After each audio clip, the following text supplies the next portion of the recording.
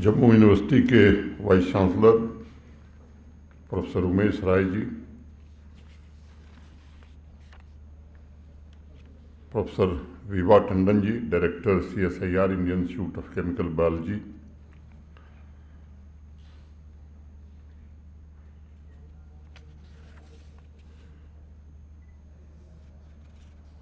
Professor Anju Bhasin जी,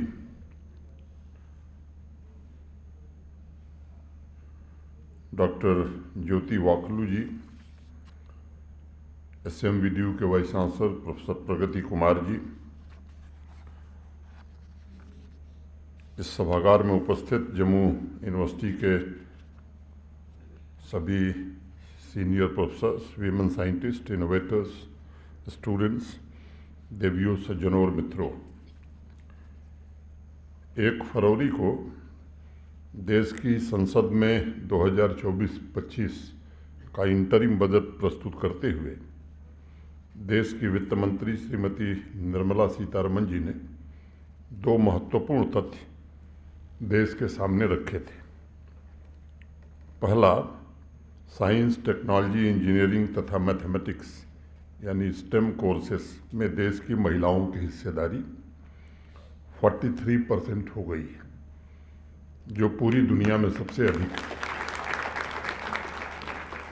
अगर विश्व के अन्य शक्तिशाली देशों से हम तुलना करें तो अमेरिका में स्टेम एजुकेशन में महिलाओं की जो हिस्सेदारी है वो 34% है, ऑस्ट्रेलिया में 32.1% है, जर्मनी में 27.6% है। पार्लियामेंट के फ्लोर पर वित्त मंत्री जी ने दूसरा तथ्य रखा कि मोदी सरकार द्वारा 30 करोड़ विमेन एंटरप्रेन्योर्स को मुद्रा योजना से जोड़ा गया है। ये 2 तथ्य ऐसे हैं जो वर्ष 2024 के शुरुआती 2 महीने की सबसे बड़ी खबर मैं इसे मानता हूँ।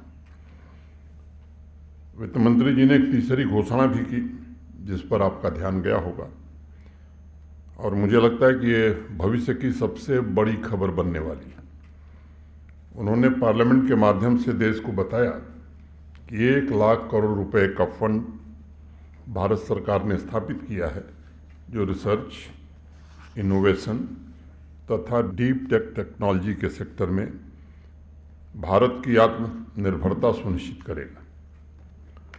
आज मुझे वाकई कहते हुए ये प्रसन्नता है कि अनुभूति हो रही है कि नारी शक्ति ने अपने टैलेंट तथा अपने सामर्थ्य से साइंस टेक्नोलॉजी में अग्रणी स्थान हासिल करके फिर से भारत माता का सर गर्व से ऊंचा किया है।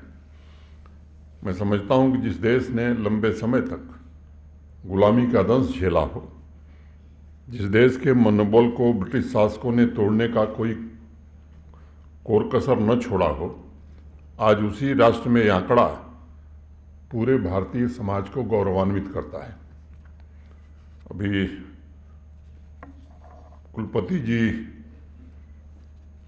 ने जो श्लोक आपको सुनाया, तो एक नया दर्शन भारत ने ही दिया था। यत्र नार्यस्ति पूज्यन्ते रमन्ते तत्र देवता, यत्र तास्तु न पूज्यन्ते सर्वास्त्रा फलाक्रिया।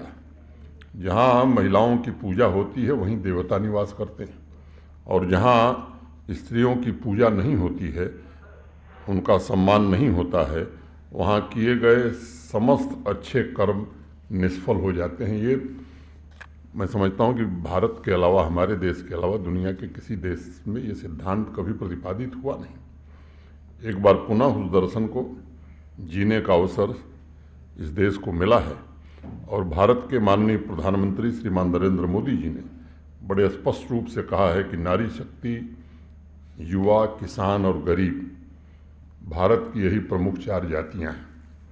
मुझे इस बात की विशेष प्रसन्नता है कि नारी शक्ति के स्वर्णिम अतीत की ऊर्जा आज विमेन साइंटिस्ट, विमेन एंटरप्रेन्योर्स के माध्यम से भारत के उपलब्धियों से भरे भविष्य का मार्ग प्रशस्त करेगी।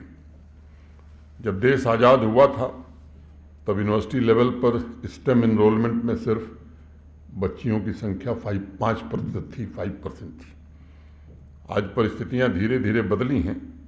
संख्या के साथ साथ उत्कृष्टता में भी नारी शक्ति ने नए मानदंड स्थापित किए और कम से कम जम्मू कश्मीर के बारे में मैं बड़े गर्व से कह सकता हूँ कि पिछले 3-4 वर्षों में साइंस एवं टेक्नोलॉजी में अगर गोल्ड मेडल की मैं संख्या देखता हूँ तो मैक्सिमम गोल्ड मेडल हमारी बच्चियों ने हासिल किए हैं।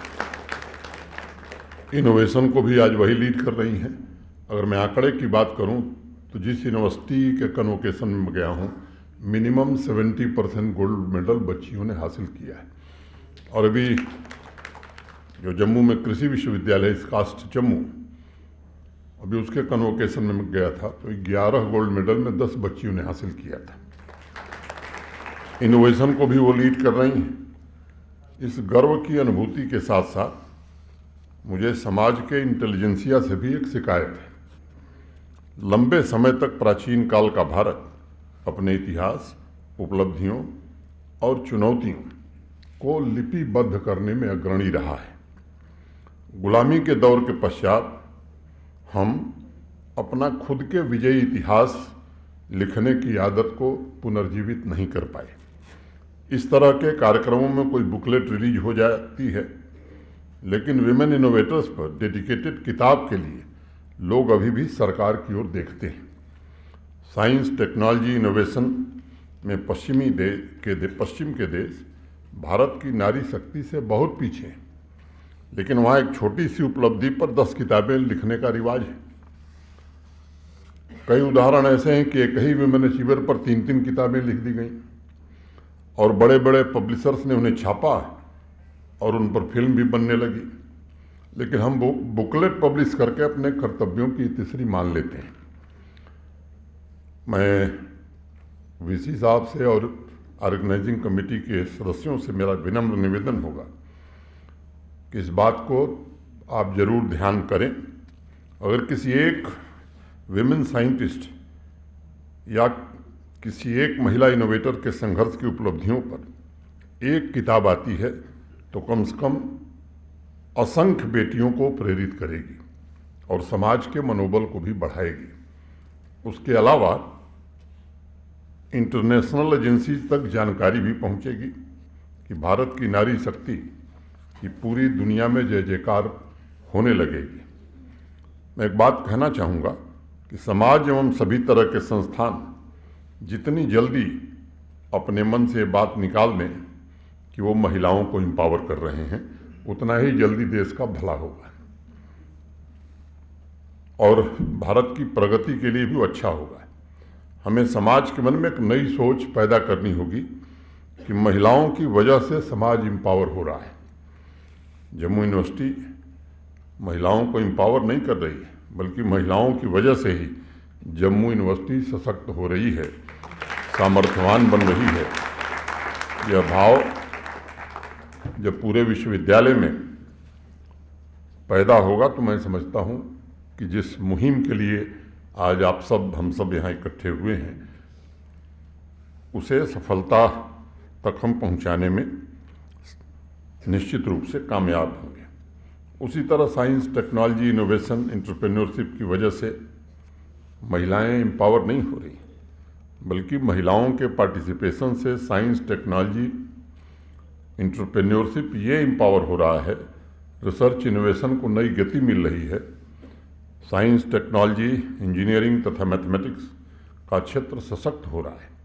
समाज में इस नई सोच को अंकुरित करना होगा, क्योंकि महिलाओं के एक्टिव पार्टिसिपेशन के बिना न ज्ञान जीवित रह पाएगा और न ही विज्ञान आगे बढ़ पाएगा। पिछले 15 अगस्त को मैंने जम्मू कश्मीर की आवाम से एक बात कही थी, आधी आबादी को पूरा हक। आज यह संकल्प जम्मू कश्मीर की सीमाएं पार करके पूरे देश में फैल चुका है। भारत सरकार ने उसी संकल्प को इस वर्ष गणतंत्र दिवस का मुख्य थीम बनाकर पूरे दुनिया को संदेश दिया कि हमारा भारत विमेन लेड डेवलपमेंट में ही विश्वास रखता है। निजी और सरकारी दोनों क्षेत्रों में विमेन लेड डेवलपमेंट 100% सुनिश्चित हो, इसके लिए समाज के हर एक अंग को जागरूक रहकर अपना अपना काम करना होगा। चाहे वो खेत में नए अनुसंधान से लेकर के अंतरिक्ष की अनंत सीमाओं के लिए नई टेक्नोलॉजी विकसित करने में भारत की नारी शक्ति सबसे अग्रणी रही है। यह व्यवस्था पूरे अमृत काल तक हमें बनाकर रखनी होगी। एक दूसरा आग्रह भी करूंगा कि अगले 2 दिनों में पब्लिशर से बात करना अब शुरू कर देना चाहिए। लिखने वाले मैंने राइटर्स को इन 2 दिनों में तैयार करने का काम भी हमें ख़त्म करना होगा और फिल्म मेकर से भी संवाद की प्रक्रिया हमें प्रारंभ करनी होगी। जम्मू कश्मीर की साइंटिस्ट इनोवेटर्स पर एक स्टैंडर्ड बुक तथा फिल्म इंटरनेशनल मार्केट में जम्मू विश्वविद्यालय उपलब्ध करावे। अगर ये 3 दिन के सम्मेलन से हम निकाल पाते हैं तो मैं समझता हूँ कि जिस उद्देश्य के लिए यह आयोजन हुआ है उसे सफलता तक हम पहुँचा पाएंगे। एक दूसरी चुनौती के बारे में भी आगाह करना चाहूँगा। मेरी अपेक्षा है कि आप सामूहिक प्रतिबद्धता से उस पर काम करेंगे। अनेक रिसर्च का विश्लेषण है कि स्टेम में ग्रेजुएशन स्तर पर महिलाओं की संख्या निरंतर बढ़ रही है, लेकिन इस क्षेत्र के वर्कफोर्स में उनकी संख्या में उस अनुपात में वृद्धि नहीं हो रही है। एक सर्वे के मुताबिक जो एकेडमिक्स से लेकर वर्कफोर्स की यात्रा में जो जेंडर गैप है वो करीब 27% है। फील्ड रिसर्च का अनुमान है कि एकेडमिक में तमाम सफलता हासिल करने के बावजूद बच्चियों ने महिलाओं के वर्कफोर्स से ड्रॉप आउट होने के पीछे प्रोफेशनल, अभी डॉक्टर टंडन ने उसका बहुत विस्तार से जिक्र किया है। सामाजिक, पारिवारिक, सामाजिक पूर्वाग्रह, अनेक ऐसे कारण हैं। इसमें अनेक और भी कारण हो सकते हैं, लेकिन हमें उन्हीं में से रास्ता भी निकालना होगा और नारी शक्ति के स्टेम एजुकेशन से स्टेम कैरियर का जो गैप है उसे पूरी तरह से समाप्त करने का क्या रास्ता इन 3 दिनों में आप सुझा सकते हैं जम्मू कश्मीर को भी और देश को ही। मैं समझता हूँ ये दूसरी बड़ी सफलता होगी इस आयोजन की। हर एक संस्थान, चाहे वो जम्मू यूनिवर्सिटी हो या फिर कोई बड़ी फर्म हो, साइंस एंड टेक्नोलॉजी के गवर्नमेंट इंस्टीट्यूशंस हों, विभाग हो, अपने अपने स्तर पर नीतिगत हस्तक्षेप करके जेंडर गैप कम करने का प्रयास हम शुरू करें और संस्थान के सोशल ग्रुप से हर तरह के पूर्वाग्रहों को हमें समाप्त करना होगा। जम्मू कश्मीर के किसी भी संस्थान में अगर ऑर्गेनाइजेशनल पॉलिसी की वजह से उनके साथ भेदभाव हो रहा है तो मैं आज आपको भरोसा देता हूं कि उस पॉलिसी को जल्द से जल्द स्क्रैप कर दिया जाएगा, समाप्त कर दिया जाएगा। नारी शक्ति की इनरोलमेंट की पूरी भागीदारी, अधिकतम भागीदारी वर्कफोर्स में कैसे तब्दील हो, क्योंकि सब्जेक्ट्स पर चर्चा हम बहुत करते हैं, ये रिसर्च किया, वो रिसर्च किया। इन व्यवस्थाओं के बारे में हम एक नई सोच बदलें, तब मुझे लगता है कि मैं विश्वास के साथ कह सकता हूँ कि इस देश को इनोवेशन का पावर हाउस बनने से दुनिया की कोई ताकत रोक नहीं सकती है। जम्मू यूनिवर्सिटी ने आज एक बहुत ही बेहतरीन प्लेटफॉर्म लॉन्च किया है जिसके जरिए ये सुनिश्चित किया जा सकता है कि साइंस तथा टेक्नोलॉजी में PhD तथा स्पेशल रिसर्च प्रोजेक्ट में भी हमारी बच्चियों की भागीदारी किसी से कम न हो। और पिछले कुछ दिनों में मुझे प्रसन्नता है इस बात की कि Jammu university is a place of happening now. Jammu university एक ऐसा विश्वविद्यालय बन गया जहाँ कुछ न कुछ रोज नया हो रहा है। There is a hope and optimism in the air of Jammu university, जिसको जम्मू कश्मीर नहीं देश महसूस कर रहा है। इसके लिए मैं कुलपति जी को, उनकी पूरी टीम को हृदय से बधाई देना चाहता हूँ। मुझे एक पुरानी घटना याद आ रही है। आप सब लोग इस बात से वाकिफ़ हैं कि भारत के पूर्व प्रधानमंत्री लाल बहादुर शास्त्री जी के जय जवान जय किसान के नारे में जय विज्ञान जोड़ने का काम भारत के पूर्व प्रधानमंत्री श्रद्धेय अटल बिहारी वाजपेयी ने किया था। उसमें भारत के वर्तमान प्रधानमंत्री नरेंद्र मोदी जी ने जय अनुसंधान का मंत्र जोड़कर सभी स्टेक होल्डर्स के सामने एक स्पष्ट लक्ष्य रख दिया है। अटल जी ने जब जय जवान जय किसान जय विज्ञान का नारा दिया था तब उनके मन में इस बात का दृढ़ निश्चय रहा होगा कि इस विज्ञान की असली ताकत नारी शक्ति में होगी। उस समय मैं भी संसद में था और 2003 में देश की संसद में जब विमेन साइंटिस्ट को अनुसंधान हेतु प्रेरित करने के लिए अटल जी ने विमेन साइंटिस्ट स्कीम की शुरुआत की थी, वह स्कीम आज भी चल रही है। उस स्कीम को बहुत साइंटिफिकली बनाया गया था और 3 कैटेगरी WOS-A, WOS-B और WOS-C, इन 3 श्रेणियों में इसे विभाजित किया गया था। फ्रंटियर एरिया में रिसर्च के अलावा तीसरी कैटेगरी का उद्देश्य महिला साइंटिस्ट को इंटेलेक्चुअल प्रॉपर्टी राइट्स में प्रशिक्षण देना था। आज डॉक्टर अंजलि जेटली, अनु बाला जैसी सैकड़ों साइंटिस्ट हैं जिन्होंने इस कार्यक्रम के द्वारा समाज को नई शक्ति देने का काम किया है। मुझे खुशी है कि आज पेटेंट फाइल करने में भी महिलाएं नई क्रांति का नेतृत्व कर रही हैं। मेरे पास 2022 का आंकड़ा है और उसके मुताबिक कुल 7,698 पेटेंट एप्लीकेशंस देश की महिलाओं ने फाइल की है। अगर आप 2016 से तुलना करेंगे तो 2022 में पेटेंट एप्लीकेशन में 400% की बढ़ोतरी हुई है और अब 2019 में इंटेलेक्चुअल प्रॉपर्टी अवार्ड में किए गए कानूनी संशोधन के द्वारा ये सुनिश्चित किया जा रहा है कि महिलाओं के इनोवेशन को जल्द से जल्द रिकॉग्नाइज किया जाए ताकि उनकी क्रिएटिविटी, उनका इन्वेंशन विकसित भारत के निर्माण में अपनी प्रमुख भूमिका का निर्वहन कर सके। एक और आंकड़ा मैं आपके बीच रखना चाहूँगा। वाजपेयी जी ने विमेन साइंटिस्ट के लिए जिस महायज्ञ की शुरुआत की थी उसमें अब हर वर्ष बढ़ोतरी हो रही है। 2017 से 19 के बीच में 15,000 से ज़्यादा विमेन साइंटिस्ट ने नए रिसर्च के लिए आवेदन किया। उसमें से 60% महिलाएं या तो एंटरप्रेन्योर बन गई हैं या वह किसी लीडिंग फर्म के साथ काम कर रही हैं। जो सेंट्रल लेदर रिसर्च इंस्टीट्यूट है CSIR का, उस संस्थान ने निरंतर विमेन एक्सेलेंस को प्रमोट किया है और doctor Kamini, doctor Lata, doctor Malti Jawahar, doctor Nishat Fatima, doctor Saraswati, doctor Shobhana, doctor Swarnlata जैसी साइंटिस्ट ने सफलता के इतने उच्च मानदंड स्थापित किए हैं कि आने वाली अनेक पीढ़ियों को उनका कार्य प्रेरित करता रहेगा। मुझे स्मरण है कुछ वर्ष पहले जानी मानी इनोवेटर गीता मंजूनाथ की चर्चा पूरे देश में हो रही थी। उन्होंने अकेले 27 पेटेंट फाइल किए थे, जिसमें से 11 पेटेंट अमेरिका में मिले। आज उनका स्टार्टअप निर्मयी हेल्थ सेक्टर का जाना माना नाम बन चुका है। स्पेस की बड़ी उपलब्धि मिशन मंगल को भला कौन भूल सकता है। वो उपलब्धि महिला वैज्ञानिकों की टीम मीनल संपत, मौमिता दत्ता, अनुराधा टीके, ऋतु करिढाल और नंदिनी हरिनाथ के बिना मैं मानता हूँ असंभव था।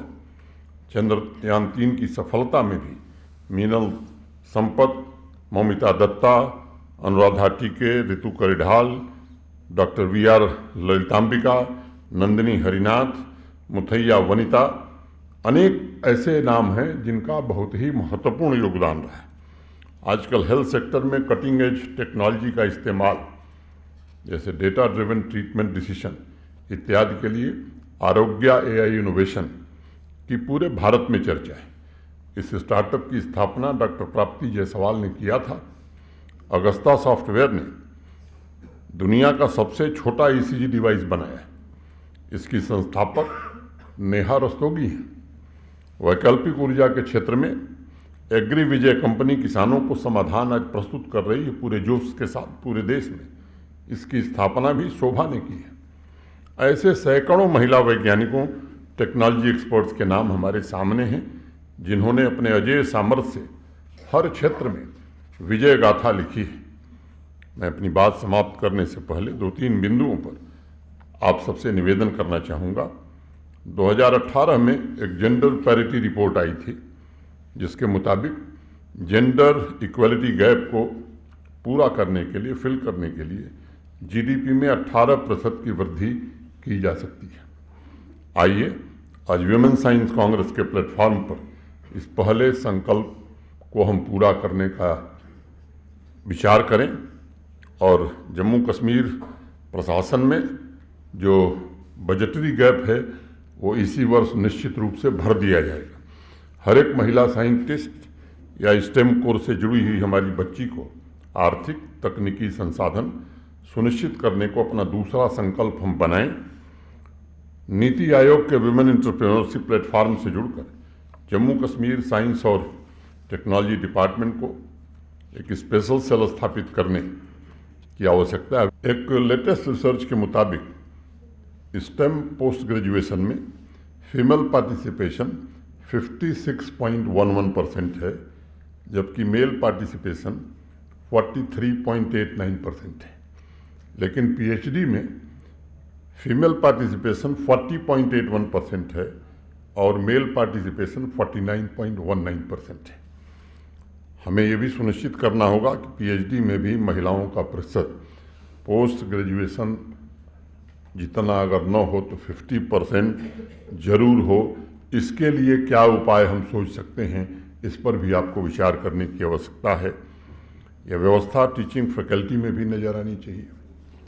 जम्मू यूनिवर्सिटी से ही अगर हम लोग शुरू करते हैं तो मैं समझता हूँ कि फिजिक्स डिपार्टमेंट में कितने मेल और फीमेल फैकल्टी मेंबर्स हैं, क्योंकि हर कदम पर हमें ध्यान रखना होगा। तो अगर वास्तव में हम करना चाहते हैं तो इस गैप को मैं मानता हूँ कि ये 6 महीने 1 साल में नहीं हो सकता है, लेकिन अगर आज हम तय करेंगे तो निश्चित रूप से इस गैप को हम भर सकते हैं। और मेरा आग्रह होगा कि सिर्फ चर्चा गोष्ठी कांग्रेस ये मददगार जरूर होंगे, लेकिन एकजुट होकर के इस दिशा में सही काम अगर हम करेंगे तो मैं यकीनी तौर पर कह सकता हूं कि 3 वर्षों में स्थिति यहाँ की हम बदल सकते हैं। और जो भी जरूरी इंटरवेंशंस हैं उसे हम जरूर करें। विकसित भारत के साइंस और टेक्नोलॉजी का कंप्लीट नेतृत्व भारत की नारी शक्ति करे। मैं समझता हूँ इसका मार्ग ये जम्मू विश्वविद्यालय में होने वाला कार्यक्रम उसका एक रोड मैप तैयार करता है। तो मुझे अत्यंत खुशी होगी। मैं एक बार फिर से कुलपति जी को, उनकी पूरी टीम को हृदय से बधाई देता हूं। और जो जम्मू कश्मीर के बाहर के साइंटिस्ट आए हैं उनका मैं विशेष रूप से स्वागत करता हूं, अभिनंदन करता हूं। बहुत बहुत धन्यवाद। नमस्कार। जय हिंद।